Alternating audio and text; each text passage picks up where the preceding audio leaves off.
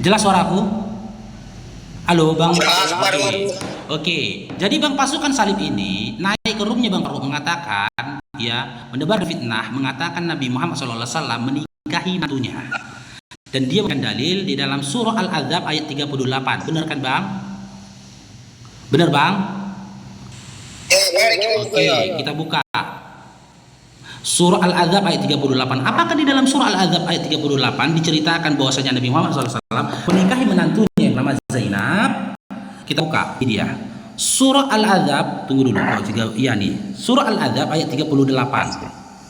Bang ya. Bisa baca original teksnya, Bang? Bisa baca original teks? Saya tidak bisa baca. Oke, nggak bisa baca. Berarti terjemahan ya. Terjemahan. Oke. Tidak ada keberatan apapun pada Nabi tentang apa yang telah ditetapkan Allah baginya. Tentang apa yang ditetapkan Allah baginya. Allah menetapkan yang demikian sebagai sunnah Allah pada Nabi-Nya yang telah terdahulu. Ketetapan Allah itu merupakan ketetapan yang pasti berlaku. Mana Bang ayatnya Nabi Muhammad SAW menikahi menantunya Bang? Mana Bang? Mana Bang? Di mana di ayat ini diceritakan Nabi Muhammad SAW menikahi menantunya Bang? Mana Bang? Fitnah kok kan Bang? Fitnah kok kan Bang? Fitnah kan? Jawab Bang. Fitnah. Fitnah. Setelah ini Bang Farouk akan bertanya kepadamu. Ya perihal tentang 4 Tesalonika 2 ayat 3 sampai 5. Ayo, mana datanya? Ayo. Selesai ya. Saya balik kameranya. Di mana? Di surat mana? Di surat mana sekarang? Buku tafsir ini. Buku tafsir apa? Buku tafsir. Aduh. Al-Ijab. Apa? Surat apa? Buku tafsir. Buku tafsir. Juz 22 Al-Ijab. Yang betul lah kau ngasih surat Bang. Surat apa? Hah? Dengar ini kata-katanya. Iya, surat apa? Dengar ini. Dari buku tafsir. Buku tafsir apa? Juz 22. Surat apa? Juz 22 surat apa? Al-Hijjah. Al-Hijjah. Gak ada surat Al-Quran bernama Al-Hijjah Bang.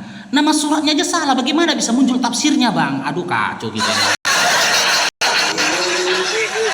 Gak ada surat Al-Quran namanya Al-Hijjah Bang. Al-Hijjah gak ada Bang.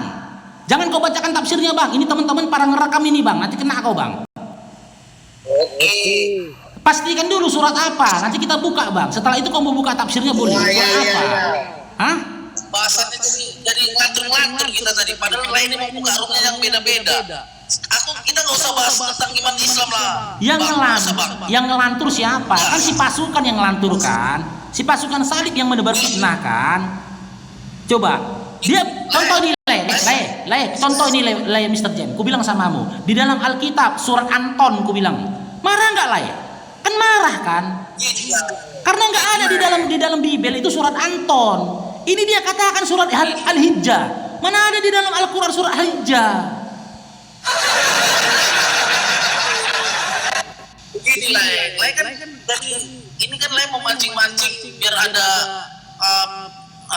asumsi yang lainnya. Tapi kalau menurut ulama-ulama kan kita dengar memang betul Nabi Muhammad itu 13 istri. Itu ada, kita buka aja di Wikipedia itu. Oke. Wikipedia lagi datanya. Aduh Wikipedia. Kacau lah kita. Tapi aku dalam konteks ini lain tidak mau membahas tentang iman Islam. Aku hanya menentang yang lain buat room tadi dari awal kan gitu. Oke. Jadi gini lah, aku gak mau lah jadi bertakia. Jadi sampaikan aja lah kebenaran yang ada di dalam Al-Quran tanpa mencari kebenaran dari Alkitab, itu aja lah. Jadi kita ada untuk menjaga toleransi. Gak usah gitu, Lai, gak usah gitu ngomong, Lai. Rum Kristen lebih parah lagi, Lai. Rum-rumnya Kristen itu lebih parah. Si Agatha, si Bom, si Edis lebih parah lagi, Lai. Menghina Al-Quran, Lai. Menghina Nabi Muhammad SAW. Aku ada menghina Yesus dari awal, Lai.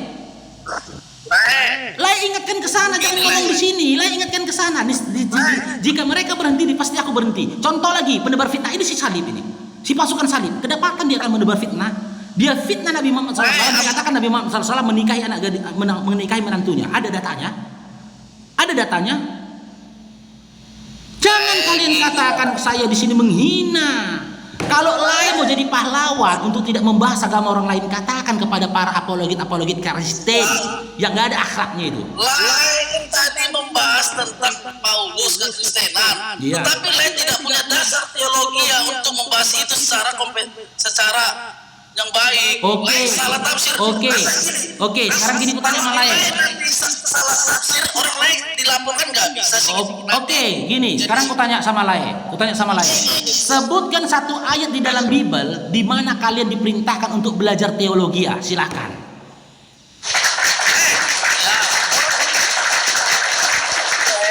Tidak perlu menghafal Alkitab Lai. Tidak perlu. Orang Kristen tidak perlu menghafal Alkitab. Contoh gini Lai. Kukatakan Paulus menipu, Paulus berbohong. Dalilnya mana? Roma 3 ayat 7. Apakah aku salah?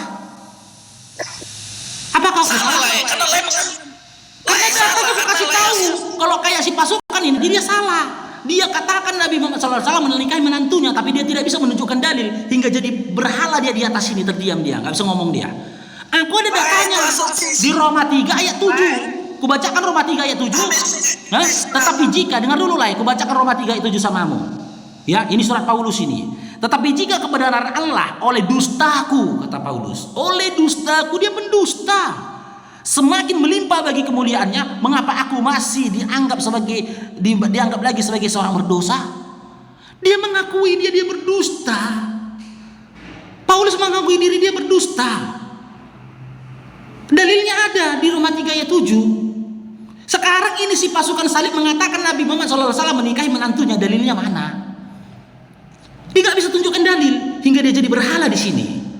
Aku berdiskusi berdasarkan data, tidak berdasarkan hawa nafsuku dan kebencianku.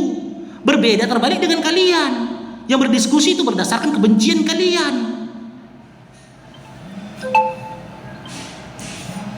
Ayo tunjukkan datanya. Pasukan, jangan jadi berhala kau di situ.